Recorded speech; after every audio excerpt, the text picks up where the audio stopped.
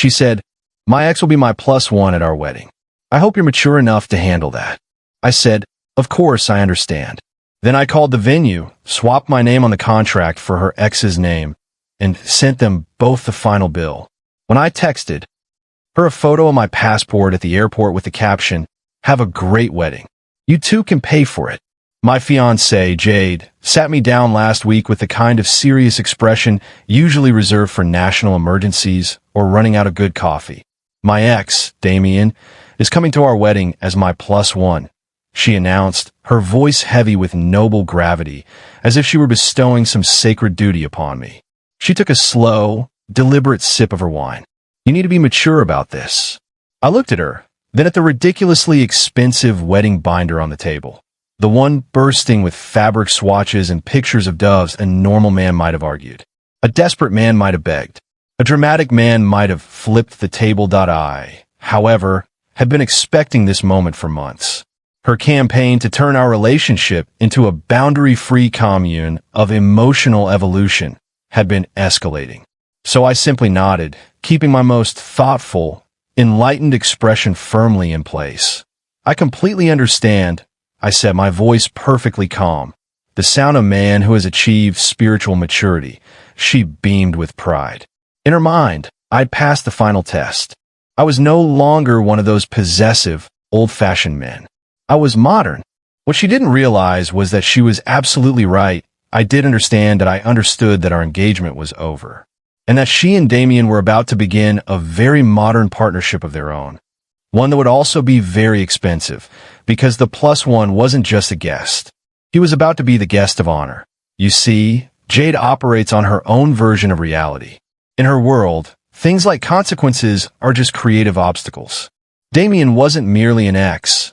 He was, as she put it, a foundational part of her journey. From what I gathered, Damien's main occupation was having a journey.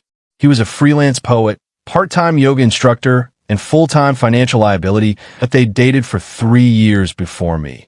An on-again, off-again saga that supposedly forged a spiritual bond. Conveniently, this bond tended to reappear every time his rent was due. For the first year of our relationship, Jade was perfect, supportive, loving, even traditional. Damien was just a funny story from her past. She praised my work ethic and never asked for money. I genuinely believed we had a healthy, balanced relationship. No red flags. Nothing. Then came the engagement and the wedding deposits. Suddenly, our love needed to evolve. Damien started reappearing, first in texts, then innocent coffee meetups. When I questioned it, I was accused of being insecure and controlling. She wasn't cheating, she said. She was honoring her past while building our future. 2 months ago, the real fun began. I came home to find Damien in our living room, strumming a ukulele and teaching Jade how to channel her inner truth through music. My inner truth told me to throw the ukulele out the window, that he sat cross-legged on my couch, shoes off, radiating peace, the kind of peace that makes you check your wallet. When I voiced my discomfort, Jade organized a meeting where she and Damien explained that my possessive energy was blocking her creativity. Damien even used the phrase, "Your paradigm of ownership is problematic." I nearly laughed out loud. Instead, I nodded and promised to work on my open-mindedness. My version of open-mindedness involved ordering several discrete HD security cameras for the apartment. The next day, a few weeks later, I spotted a $500 charge at an art supply store on our joint card. I don't paint. Jade's only form of art was choosing Instagram filters. When I asked, she waved it off. Oh, that was for Damien. He's starting a new Canvas series about the transient nature of urban existence, but he's having cash flow issues. So now, my salary was funding transient urban existence that I didn't argue. I took a screenshot, paid the bill, and quietly removed her as an authorized user. When she asked about her missing card, I told her it must have gotten lost in the mail. I'd look into it. I didn't. And then came her final request, Damien attending our wedding as her personal guest. It was so absurd, so breathtakingly arrogant, that it looped right back around in a brilliance. She wasn't just giving me an excuse to end things. She was handing me a golden, engraved invitation to make my exit in style. The camera footage I collected already showed Damien at our place far more often than I knew. But that was circumstantial. Her +1 request? That was the opening I needed for something definitive. The next morning, after Jade left for a celebratory girls' day, to brag about how wonderfully mature I was, I got to work. My first stop wasn't the venue. It was my lawyer's office. Arthur was his name, a sharp, no-nonsense attorney who looked like he'd seen every kind of relationship disaster known to man. I laid it all out.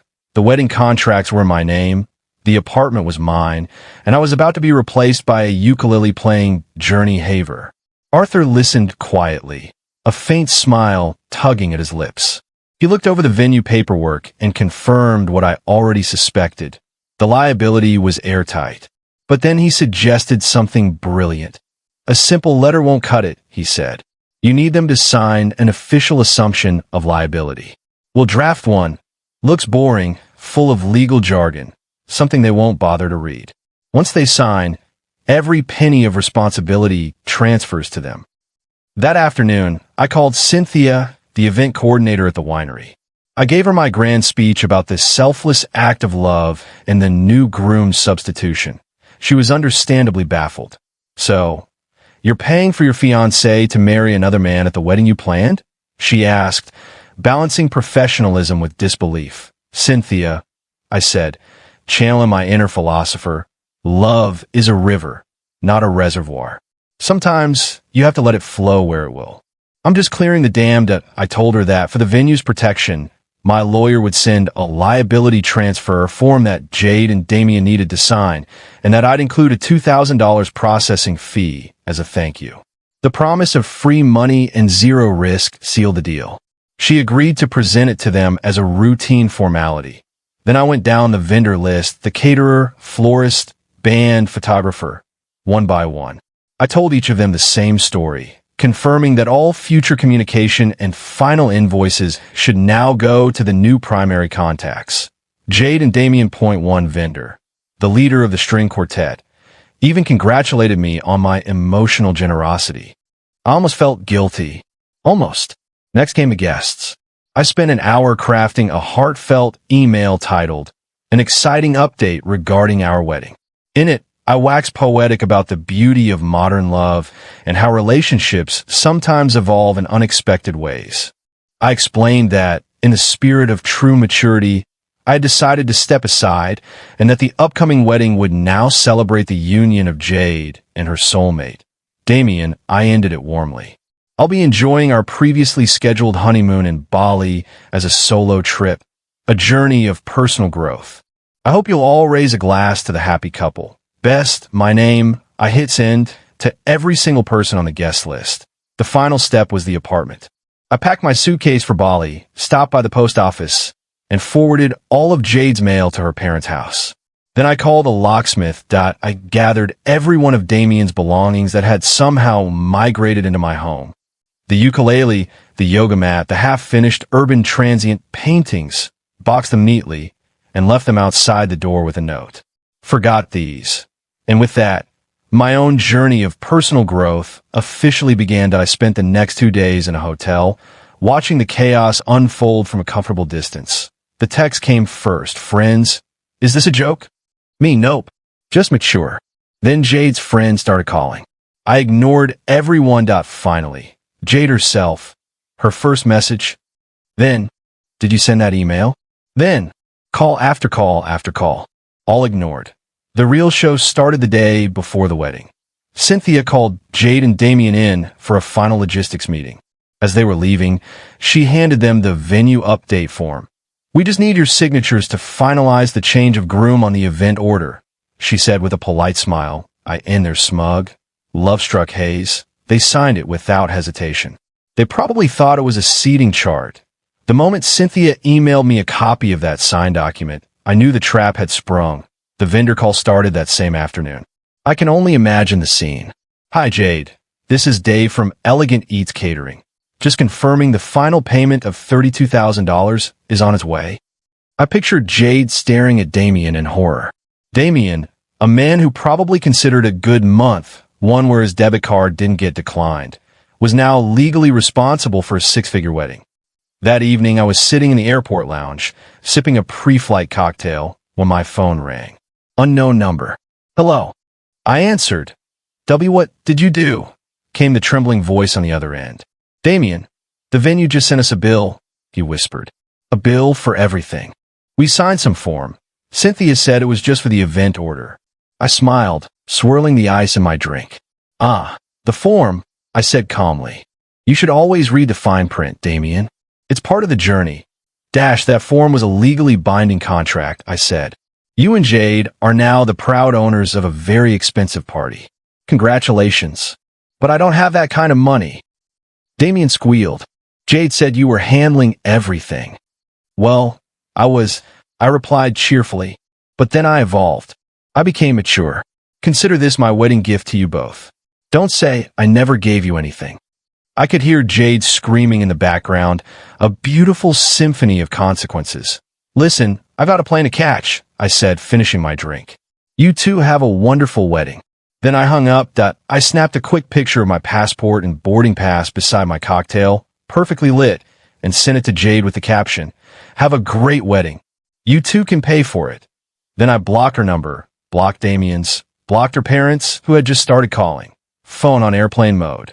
Peace restored, I settled back for the long flight. I heard about the wedding later from my best man, Mark, who went out of pure morbid curiosity. According to him, it was a disaster of historic proportions. Jade and Damien had tried to go through with it. They'd shown up, furious and desperate, and cornered Cynthia in the lobby, waving the contract in her face. Cynthia, now legally protected, simply smiled and pointed at their signatures. Jade's parents arrived soon after. Her father tried to write a check, but it didn't even come close to covering the bill. Meanwhile, the vendors, having been notified that payment wasn't coming, packed up and left. The band gone, the florist gone, the caterer gone. About 30 guests showed up, confused by the conflicting emails. What they found was Jade, in her wedding dress, sobbing in the parking lot while Damien argued with her father about money. Mark told me Damien actually tried to convince the guests to chip in. It did not go well. Most people just turned around and left. A few stayed, probably for the entertainment, and food, and music, and flowers. By all accounts, it was the saddest, most pathetic wedding anyone had ever seen. Jade's modern partnership had devolved into a public financial meltdown in under 24 hours. I spent the next 2 weeks in Bali, hiking, learning to surf, drinking excellent, cheap beer. I didn't think about Jade once. When I came back, the apartment was blissfully quiet. There was a stack of angry letters from Jade's lawyer waiting for me, which Arthur reviewed with mild amusement before drafting a very firm cease and desist. Her case, he said, was frivolous to the point of comedy. She had no legal claim to my property, and thanks to the notarized contract, every wedding-related bill was officially her and Damien's problem. Later, I heard through a friend that Jade and Damien had broken up, a predictable ending to their epic love story. The venue and vendors were now suing them for the unpaid balance. Her parents had stopped speaking to her after she cost them a fortune in deposits and public embarrassment as she'd moved back home.